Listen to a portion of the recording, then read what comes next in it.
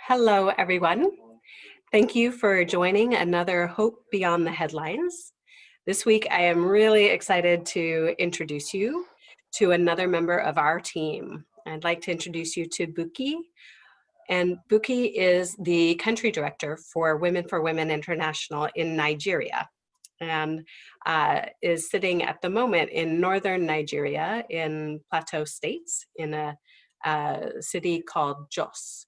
And so she heads up our entire Nigerian operation, all of our programming, all of our staff, and has been with Women International for a whopping 20 years, which is really extraordinary. I mean, you've really 2 decades with Women. So she's not only an expert on women's rights work and our work, but she's an incredible leader and advocate. And so thank you so much, Buki, for making time to join us on this call. Thank you very much, Marie, for having me this afternoon, and greetings from Plateau State. Just to say a bit about my journey with Women, what started as an opportunity not to sit at home became a lifetime journey for me. And I will tell you that it's been very fulfilling in the sense that every day you wake up, you know that it's a new day, you know that it's an opportunity to touch a life, you know that it's an opportunity to make impact.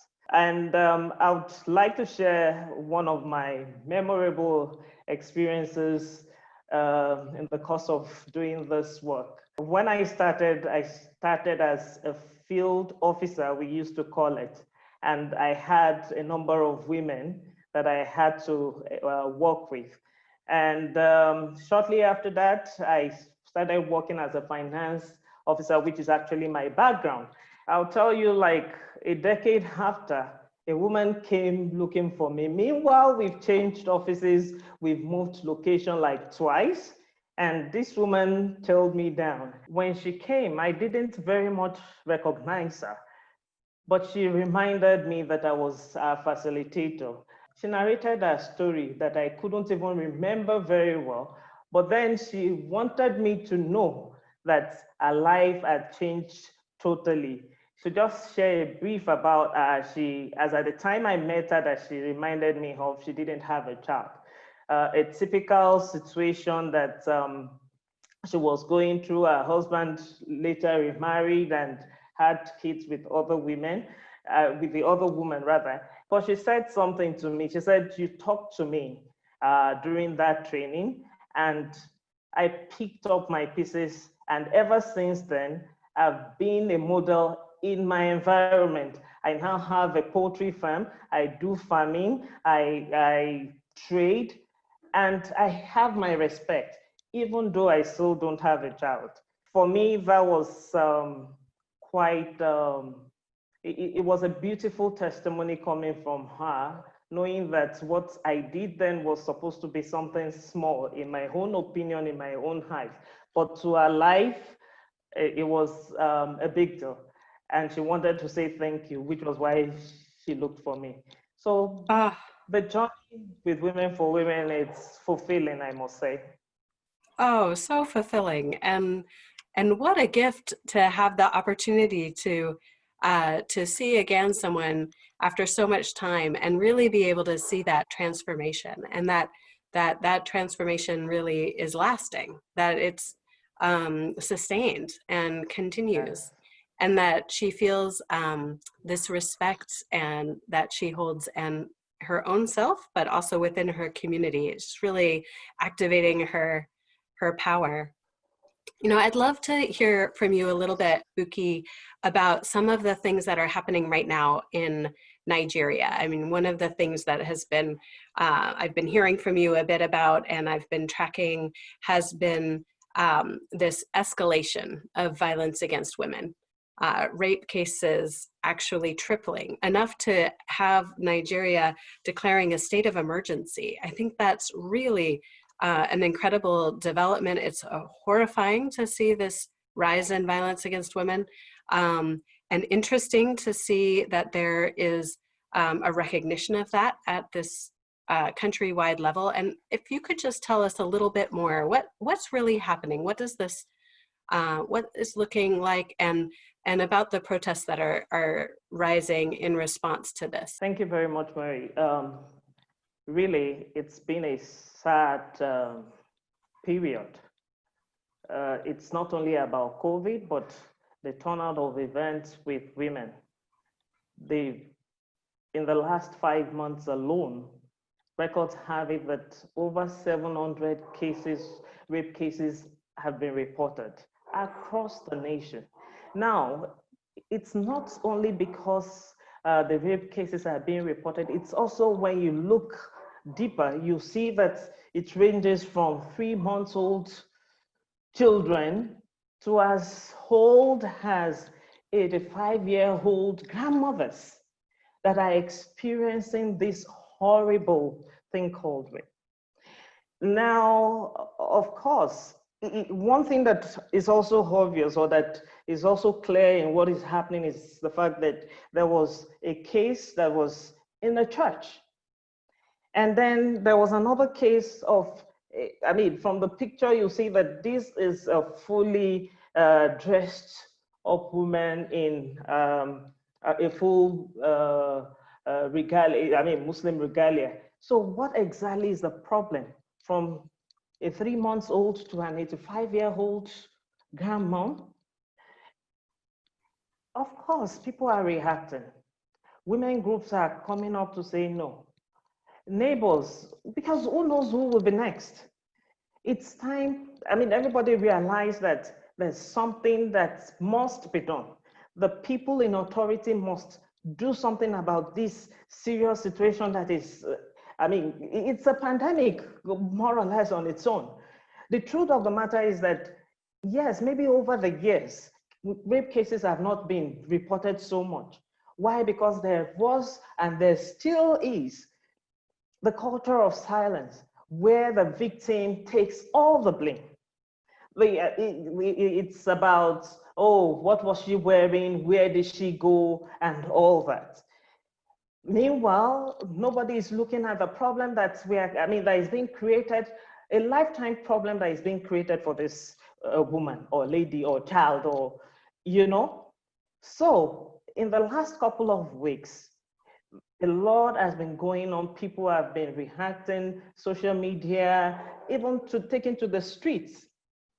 And definitely it's getting and gaining attention. And yes, I know that the Governors Forum, all of them have declared a state of emergency and said that in addition to that, that each state must open a register for sexual offenders.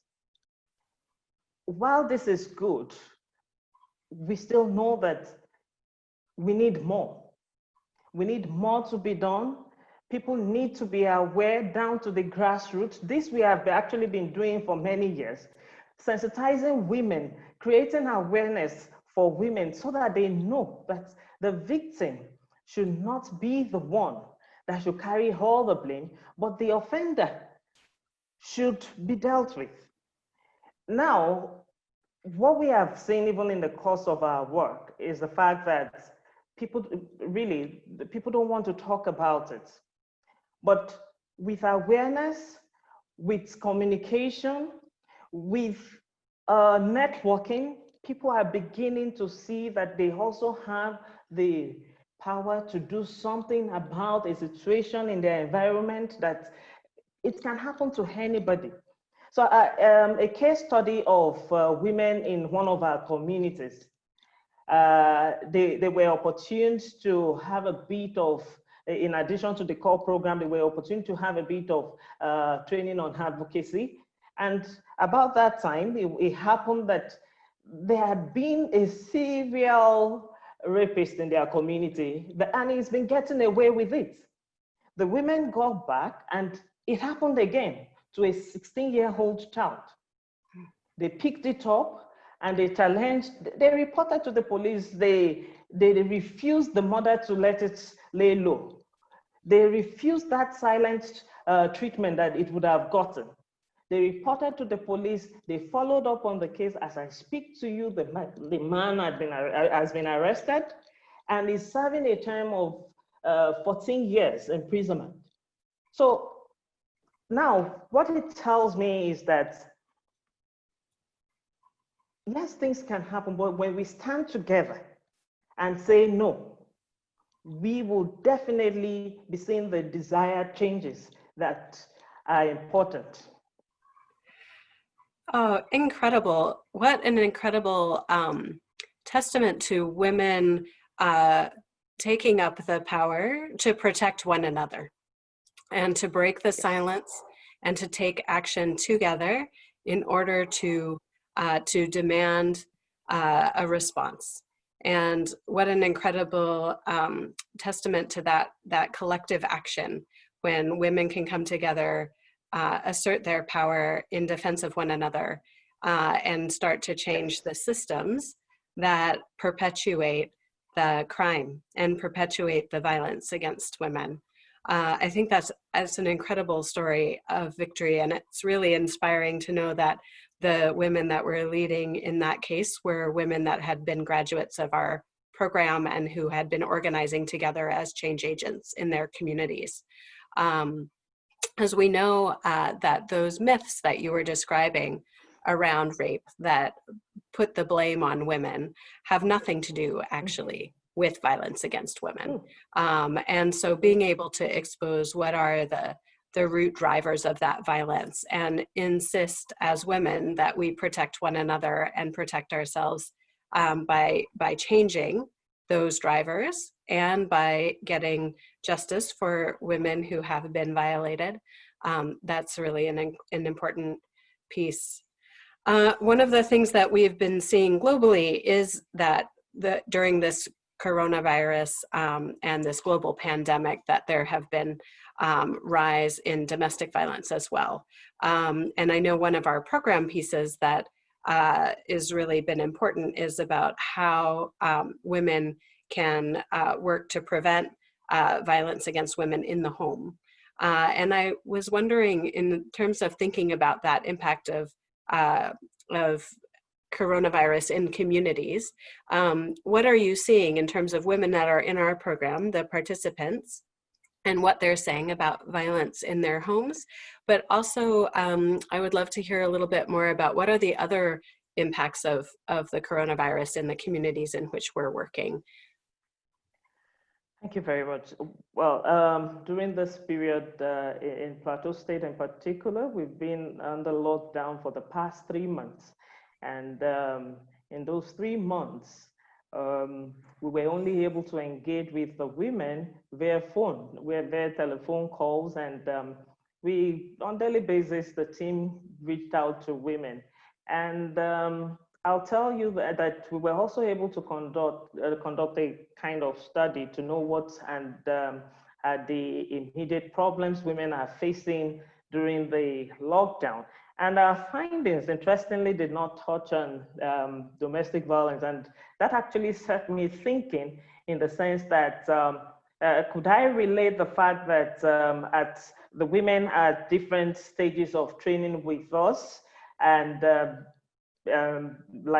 maybe that has a positive impact with them not having a violent situation at home. They reported tension at home, which is also as a result of the fact that the needs in the families are there, but then the resources are not there because both mother and father are at home under lockdown. Most of the people that we work with are daily income earners. It's either they are going to the farm and harvesting and then going to the market to sell, or they are doing one petty trade or the other. In some cases, you have men that would go out and maybe they are drivers or they are riding motorbikes as a means of transport. So most of the people that we work with are daily income earners. And with lockdown means no money. They do not have that opportunity to, will I say, stock up the house But I remember that at the very beginning of the lockdown, women told us that, oh, okay, they do have some food items stored. And so with food, they shouldn't have problem. But nobody knew that it was going to take 3 months. So, and then with schools closed, meaning that children are at home and everybody is at home, everybody is eating. So in a short while, whatever they thought they had dwindled. And a woman would always want to feed her children. Here is the man that doesn't have the money to give. So that definitely brought tension in the home to a large extent. But then there's another thing that we realized, that for the women in our program, because we encourage savings a lot, they had something to fall back on.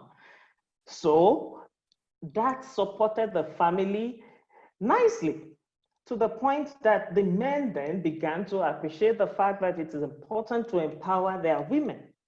So that we also, I mean, on the positive side, we observed, and the women reported to us, the men also reported to us, because we also engaged with the women. But top on the list for the study we carried out was food. Because at some point, even when the markets there were relaxation of the lockdown on some days for people to try and restock. How do you restock when you don't have money? So, and then the prices in the market went up, so things were expensive. So women reported at some point maybe feeding their children and they going to bed hungry. Women reported having to take difficult decisions around what should I buy, food, condiments, or toothpaste? You know, those kind of tough decisions. And but in the midst of it all, we still had women come together to support other women in their communities that they know also the vulnerable groups. Like women came together to support the elderly. They came together to support people that they know that they are not in our program, but they know their situation. So in the midst of not having plenty, they were also still willing, coming together with their little things to support each other. So again, of course, I've talked about the fact that because they are daily income earners, cash was a problem. They also talked, it's farming season about now.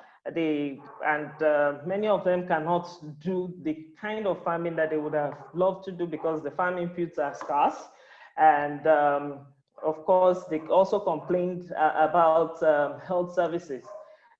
If you want to go to the hospital, you need to hold some money. The money is not there, but it won't stop the child from not falling sick. We actually had a situation whereby a woman actually, she more like left her home because she was upset with the husband that he didn't have money to give. But these are true situations and that are happening. And we just need wisdom to handle it. And the women, I must say, are resilient because from the look of things, they managed the whole period. And truly, as I speak to you, I do not have records of any violence. But yes, they talked about money, they talked about food, they talked about farm inputs, and they also talked about the positive things that they were seeing. The fact that the men are at home and they are able to help they are bonding better compared to, because nobody can go out, so they are forced to stay indoors and make the environment conducive for each other. So these are some of the things that we saw. But on another note, across the country, like we just spoke about, or like I just spoke about, we have had a lot of cases on violence against women across the country now. And it's high, it's high, no doubt. But again, the beauty of it is that for as many as bold enough to speak out, they are getting help from other women. Mm. Yeah. Thank you. I love hearing about, like we've been calling it in the US, mutual aid, where people, even when they have very little or nothing, are coming together and supporting one another to enable all of us to survive in this incredibly difficult context. And the picture that you paint for us about the myriad of challenges that are exacerbated by this, by both the pandemic itself, but especially by the lockdown and the economic crises that are rocking the world, hunger and insecurity around income. Thank goodness for the savings groups that have enabled some of our participants to be able to have enough savings to help protect their family through this extended period of time. And it's just amazing to hear of the generosity when you have so little and you come together as a community to support those that are even most vulnerable.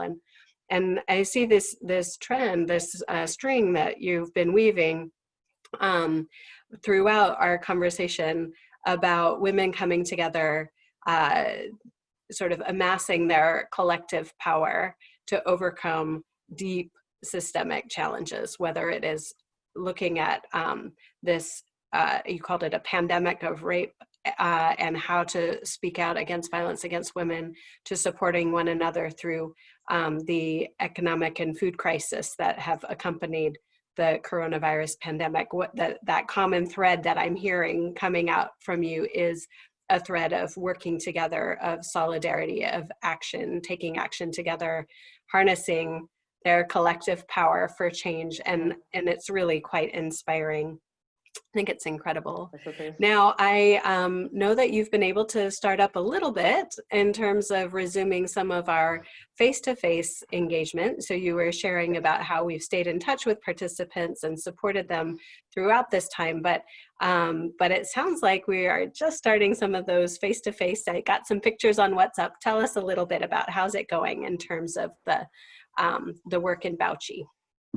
Okay, well, yes, Bauchi. We decided when it was the best time to start Bauchi, because they were not on total lockdown, and we started Bauchi in June 1st, and since then we've been to the communities to let the women know that, and their stakeholders know that we're going to be starting soon. But with COVID-19, we have to make sure that we are all set with all our safety gadgets.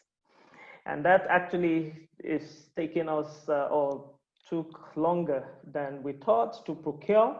But then we had some in our hands just before we left we went on the lockdown. So this week, the trainers have been in the communities. Men's engagement training have also started, and the women are super excited to be back. We were at some point we were like, oh, okay, we've lost 3 months. How do we catch up? We're thinking, oh, we are going to be demanding a lot from the women. Maybe they won't like it, but they all bought into it 100%. And that goes a long way to tell me how important training is for them. Again, I don't forget easily the women that we work with, where they're coming from, how we met them, the journey we are making with them. And for a long time, what I say is that we sow seeds, good seeds, beautiful seeds in the life of those women. How it will grow, whether it will become a giant tree tomorrow or a beautiful plant tomorrow, I do not know. But what they need to survive in the midst of a world that is full of uncertainties, they have it and they run with it. And that in itself, it's beautiful. So the classes have started, the women are excited. We are putting together some palliatives that we are able to raise funds for. That will be going to the field before the end of the month. And from the feedback I have from the team, everybody is just happy that we are back. I'm so excited that you're able to be back face to face. And I love that image that you just shared of sowing seeds, beautiful seeds, and not knowing what will turn out. Will they be a beautiful tree, an amazing flower? It kind of actually sounds like my desperate attempts at gardening during coronavirus pandemic. I'm not really sure what's going to turn out, and by the time they bloom, I'm wondering what it was exactly that plant. I think it's a pepper plant, for example, in my garden that has a beautiful growth now. So I love that imagery, and I find it really powerful. And find really powerful all of these examples of where women have been coming together and harnessing that collective power to make change. Yes. And I have heard you say before that that power and that ability to make change has been really recognized, and that in some cases, change agents from our program have been invited to help take leadership in the COVID-19 response. And I wonder if you could say a word about that just as we start to wrap up. Okay, so I think that was before the lockdown. We had the opportunity as a team to, in addition to our work, sensitize and create awareness around COVID-19 to all women, and also to the change agents that we have. And we encourage them, spread the word. People need to know, especially when we discovered that there were a lot of misinformation going on in the community about what COVID-19 is all about. And they had different solutions, weird things that they were thinking of doing. So the change agents picked on those information and then ran with it, to the point that in one of the local government, the government official actually recognized or asked that one of them join them in the campaign. So, and they went from community to community, sensitizing people on COVID-19.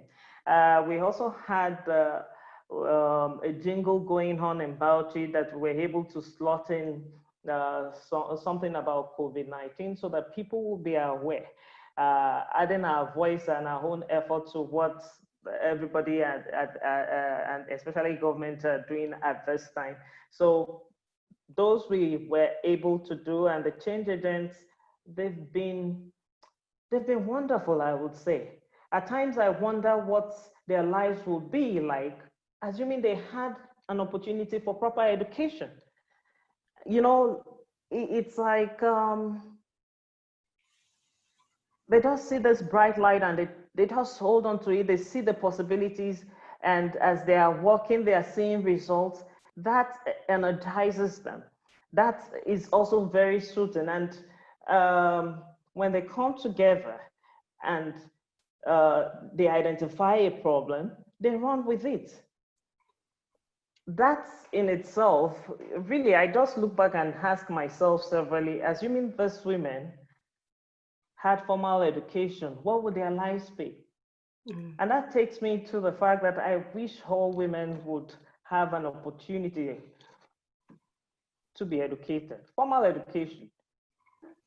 Tell me more about what your wishes are. Like, what's your hope for the future of women in Nigeria, of the participants that we work with, but also more broadly? What's your hope? Like I just said, I wish all women would be educated. I wish all women would have a voice and use the voice. Some women have used their voice up till today. Some other women are coming behind, and I wish that that voice continues to grow.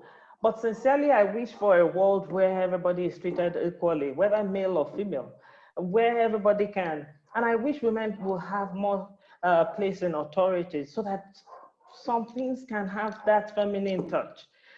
It's just what I desire. We are coming from a place where women were not regarded, and in some places it's still like that. But with awareness creation, with sensitization, with women also understanding that they have it in them. It's not even about the formal education I'm talking about. It's about knowing that, look, if this is a rule, if this is a rule of law, I have access to it, I understand it, I can run with it, whether I'm educated or not.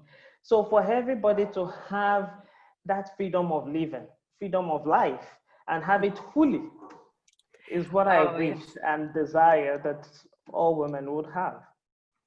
yes. When you say your wishes for everyone to have the freedom of life and dignity in that life, it reminds me we've had of some of the calls to action that have been happening here in this country around defending Black lives, and the vibrant protests that have had solidarity actions all over the world. It's exciting to think that we might be on the precipice of real change in this country, of addressing structural racism and structural injustice and all of its expressions. And I know that the word might not have reached all the way to Jos or Plateau State or Bauchi State, but I wonder how it's being received in Nigeria. It's everywhere on the social media, and we've seen um, day in, day out for the past few weeks. It's been there, it's been ongoing. What I marvel at is the fact that people are not tired. Every day people are continuing. And what I also love is the fact that you correct me if I'm wrong. I know sometimes ago there were a list of positive things that are beginning to happen in the United States because of this movement, because of this civic action. So it's getting the right attention. People are running with it. There are some reforms going on, and I think that's where everybody, I mean, what everybody desires. That's what people want, the change people want to see. Again, for me, it's something I've started questioning myself, like, okay, with the movements, positive changes are happening. We have a lot of issues in Nigeria. What are we doing? Are we able to join forces and do something massive about corruption in our country? Are we able to do something massive about violence against women? There are actions going on, but I'm not sure I've seen something as massive as I've seen in the last couple of weeks in the United States. Well, I think it's an exciting moment for all of us, and I think just the stories that you've been sharing in this last in these last minutes about how women are coming together and taking action together and pushing for change. I think it's that same spirit, right? That ability to really come together, identify the deep-rooted systemic problems, and to work for change. So thank you so much for joining us this week for the Hope Thank you, Beyond the Marie. Headlines, It's been a Buki. And pleasure. I just am so glad to be able to call you my colleague and my friend and to get to work together closely. And I'm Thank you. delighted to share some of your thinking with some of our supporters, and really appreciate all of you who have been watching and all of you who have been supporting Women for Women's incredible work around the world, and Buki's incredible work with her team in Nigeria. We couldn't do it without you. And so I want to appreciate all of our supporters that have been watching. Oh, thank you so much is all that I would love to say. You've made this possible. Women in our program have been through a lot. We're talking about women that have gone through conflicts, women that have gone through violence, and they've been opportune to join our program because all of you have then made that possible. You made it possible because of you are generous, and we appreciate that. And please don't get tired. Why? Because what you're doing is so meaningful. It's not abstract. It's touching lives. It's changing lives. And like I said earlier, it's good seeds in the universe. It's good seed in the life of people. It's good seeds that will transcend this generation. Because when you touch a woman's life, you're touching our generation. And keep doing good. Thank you. Thank you so much. It's appreciated.